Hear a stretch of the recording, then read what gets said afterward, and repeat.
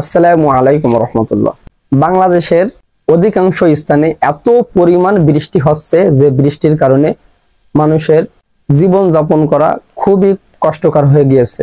বৃষ্টির কারণে অনেক সময় মানুষের ফসল নষ্ট হয়ে যায়, মানুষের চলাফেরা করা খুবই কষ্টসাধ্য হয়ে যায়, অনেকের ঘরের দোয়া পর্যন্ত তলিয়ে যায়। তো এরকম যদি অতি মাত্রায় বৃষ্টি হয়, যে বৃষ্টি আমাদের জন্য ক্ষতিকর, এমন বৃষ্টি হলে হুজুর পাক সাল্লাল্লাহু আলাইহি ওয়াসাল্লাম আমাদেরকে দোয়া শিক্ষা দিয়েছেন যে অতি মাত্রায় যদি বৃষ্টি হয় তাহলে আমাদের দোয়া পাঠ করতে হবে, আল্লাহুম্মা হাওয়ালাইনা ওয়ালা আলাইনা, আল্লাহুম্মা হাওয়ালাইনা ওয়ালা আলাইনা, আল্লাহুম্মা আলাল আকামি ওয়াল জিবালি ওয়াল আজামি ওয়াজ জিরাবি ওয়াল আউদিয়াতি ওয়া মানাবিতিশ শাজার।